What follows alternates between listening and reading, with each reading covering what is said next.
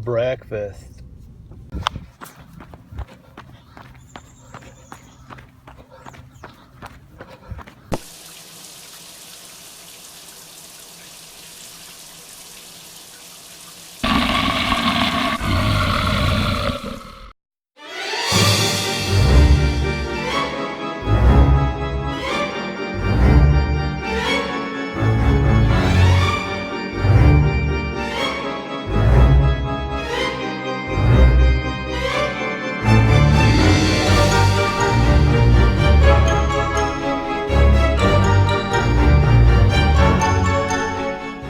Happy Halloween, guys. I love the holidays. I love all the holidays from Halloween all the way through New Year's. Love the holidays. So today's kind of a special day. It's Halloween. So I figured I would tell you guys some true, I assure you, these are true living nightmares that I went through when I was a kid. Stuff that happened to me. It's no joke. So, I lived in a house on Elm Street. That is true. I lived on Elm Street when I was a kid. I lived in a big, scary house on Elm Street. And a lot of weird things happened to me when I lived in that house. I was probably in between the ages of 8 and 10, the span of time we lived in this house. I love this house. My dad built a tree house on the side of this house. I spent a lot of time in there. I loved living there until weird things started to happen.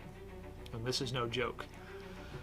The first thing that happened in this house, and I remember it as the start of my terror in this house, is I woke up one morning, or one night, one evening, I woke up in the basement. At first I didn't know I was in the basement. At first I had no clue where I was. I woke up, it was pitch dark. I'm talking dark where you could wave your hand in front of your face, you couldn't see it. Pitch dark. And I'm freaking out. And I know I'm on like a cold floor. I'm on something cold and I'm just laying there in the dark and it was cold. And I was scared out of my wits. I'm an 8-year-old kid and I can't see where I'm at. I have no clue where I'm at, so I just had to lay there. And I had to wait.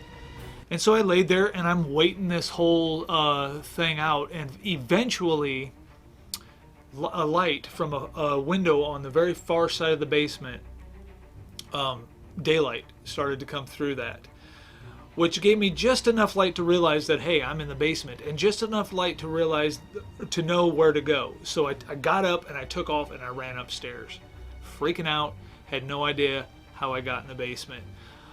The basement door was shut. When I ran up the steps to open the basement door, the knob was kind of weird, and you had to mess around with it a little bit to get it to open. And I finally got it open, and I ran upstairs. I was freaking out. That was the start of it. I woke up in the basement of this house. Then, and this happened through a series of weeks. Just weird things happened in this house on Elm Street.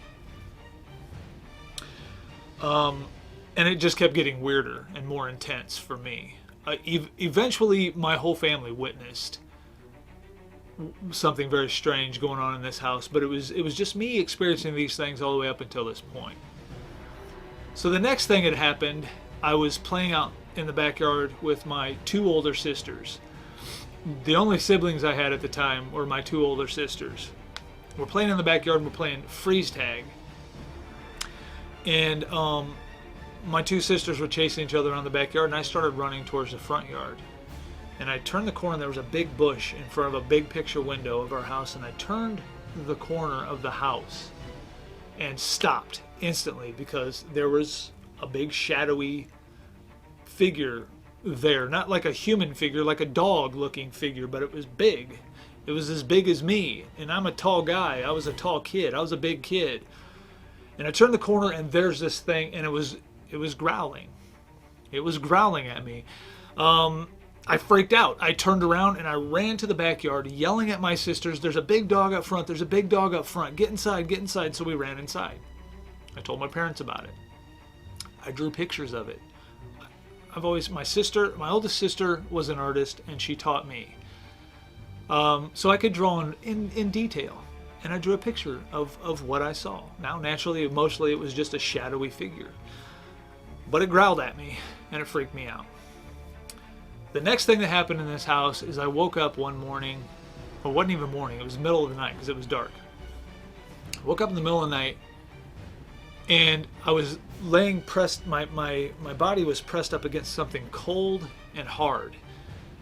And I couldn't really move real well. It was almost like that sleep paralysis. Have you ever heard of that? I used to do that all the time. I used to have that all the time. This sleep paralysis where you wake up and you can't move, and you sometimes you even struggle to breathe. That used to happen to me all the time. I'm laying up against something. It's like this cold, dark, and it was this hard, like a shell. I don't know how to explain it. The only thing I know is, as I'm trying to figure out what this thing was, and I could not move, it was like an eye opened up. And it was a big eye, and it opened up, and it blinked a couple times, and then turned and looked at me. I was in panic mode. I forced myself to move. I slid off my bed, got down on my hands and knees, and crawled to my parents' room, and I crawled up in their bed and stayed there the rest of the night. The next morning, I went back into my room very reluctantly. I walked into my room, and I looked at my bed, and there was nothing there. You could tell I had been sleeping there. Covers were moved around. Can't explain that. The next thing that happened to me is, this house was a very old house, and it was a very cool house. It had a big fireplace in it, and it was really cool. Right below our fireplace, we had an ash room. I was always scared of the ash room because it was creepy looking. That really had nothing ever happened with the ash room, but I never went down there. But we had, in this house, we had what they call pocket doors, and you could close off rooms of the house by closing these great big double doors, and the doors slid into the wall. So they slid into these pockets in the wall, and there was two sides, and you could open up, so my bedroom had a pocket door on it that opened up into the living room, which I loved, because when I got freaked out, naturally living in this crazy house and the crazy things going on in this house, I'd like to creep the pocket doors open just about this much. I have it that much because my parents were always in the living room. They said, "Hey, it's time to go to bed." So I would go to my room and I would open the pocket doors up about this much. So my parents were right there. I could hear them talking. I could hear the TV going, and I felt like we were in the same room. I wasn't so freaked out. So my bed set up against the wall. Right off the side of my bed was this big pocket door that usually served as a wall, but could be opened. We had another one going from our living room into our kitchen. We could completely close our living room off from the rest of the house. Kind of weird, but it was cool. It was a very old house. So I had my pocket doors creeped open about this much, and I'm laying in bed and I fell asleep. And when I woke up, I kept hearing like the pocket doors rattling around, but I heard something rattling around, jiggling around, banging around a little bit. And I looked over at my pocket doors, and there was an arm coming through the pocket doors. I'm at first assuming that it's my dad. I'm not sure. I was very tired. I'm not sure why he would have been reaching, but this arm was just frantically reaching in my room. Over and over again through this pocket door, just frantically reaching in my room. I'm scared to death. I'm freaking out. I close my eyes. I pull the covers over my head. I couldn't do that anymore because I was like, what if this thing is coming after me? I got to know what to do. So when I was scared to cover myself up, I never did. I tried it occasionally to maybe hope that you cover yourself up and look again and it's gone. But I could never stay under the covers because I had to know if it was coming to get me. And what to do, maybe get out of the way. So I covered my head and I couldn't do that anymore. I was freaking out, and I looked again. I still saw this arm frantically reaching through this pocket door, and I'm freaking out and I'm scared and I want to yell. I want to scream for Mom and Dad, but I couldn't even get that to happen. And eventually I stopped hearing the door rattling, and I looked over and it was gone. So there was that. Now. And there was a lot of other little things that happened in this house. Little things happened all the time. Little strange things that I could never quite explain. I never told my parents much about all these things that would happen because my mom was the type of lady who would just flip her freaking gourd if I told her something like this. She would either think that there was something mentally wrong with me, which maybe there was, or something. She was a religious lady, so she would have instantly. Well, she told me for years that there was a demon following me around because years later I told her these stories. My mom's a great lady now. Back in the day, the lights were out in the attic. So the next day, so like I said, a lot of these little things happen to me. A lot of weird little things all the time happening. I saw little creatures. There was little round balls of fur with legs, and I was looking out my front window one time, and I saw them hopping down the sidewalk, like different sizes, some bigger than others. I don't know. I begged my older sister when I saw those, come here, you got to see this, you got to see this. And she was watching TV and she blew me off. She wouldn't come and look. So I couldn't even prove it then. The proof did come. The proof came when one evening before school, the next day we was going to school. First day of school was the next day. My whole family can vouch for this event. School's getting ready to start. We're all excited. We had our book bags and our clothes laid out that we was going to wear the next day. Super excited to go back to school. First day of school is always exciting. That evening, the doorbell rang. Front door rang. I'll go to the front door. There's nobody there. I'm like, nobody's there. I go sit back down. The front doorbell rings. Go to the front door. There's nobody there. Back doorbell rings. Go to the back door. There's nobody there. Pretty soon, the front doorbell and the back doorbell, over a little bit of time the evening, we're sitting around watching TV. My dad's instantly getting ticked off because he thinks someone's messing around the house ringing doorbells. The thing about the front doorbell is you had to come in onto our front porch. So there was a door to the front porch. It wasn't an open front porch. It was a screened-in front porch. There was a door to the front porch that had to be open. It was a very squeaky door. You had to come in on the front porch and push the doorbell. There was no doorbell on the very outside of the house. It was on the inside of the front porch. And the back door, you could push the doorbell from the outside. There was no screen. It was just a set of steps coming up to the back door.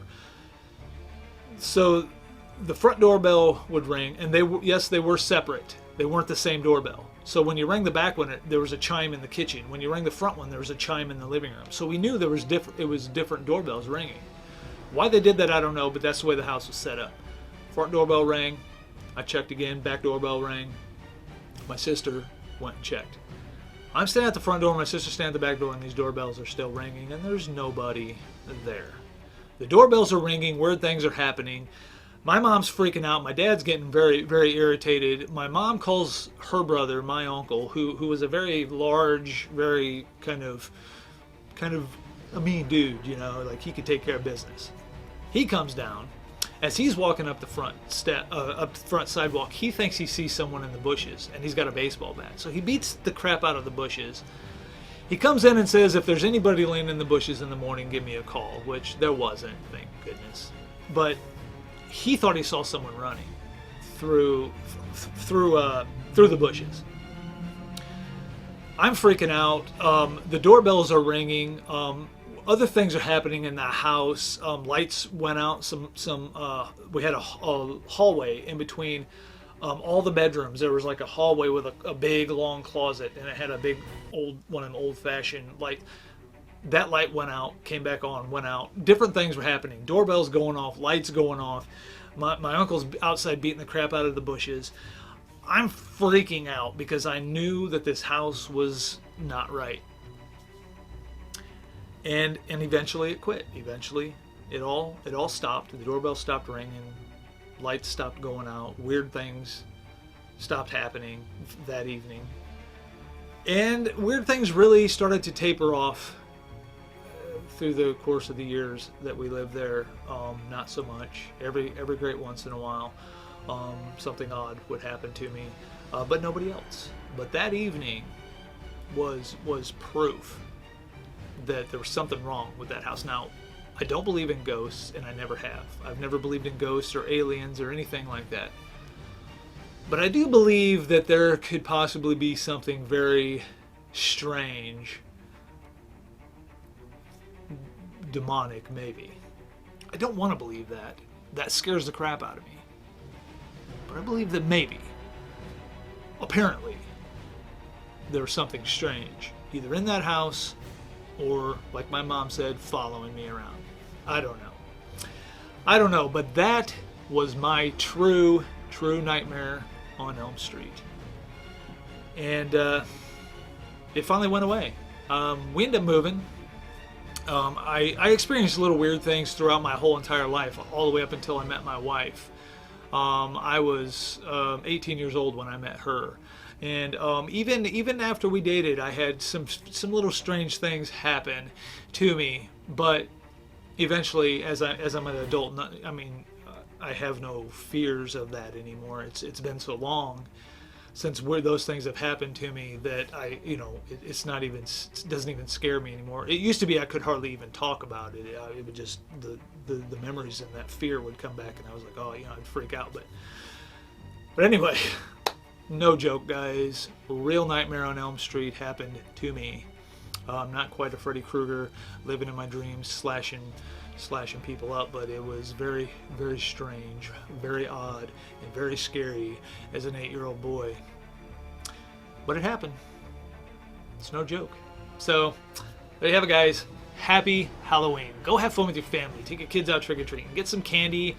And I know a lot, there's runners watching this, but eat a few pieces of candy. You can run it off tomorrow. Enjoy your holidays, guys. It is a fun time of year for kids to get out and have fun. Just be safe. Be safe, and just watch out for yourself out there. Thank you guys so much for watching, and I will see you in my next video. Bye.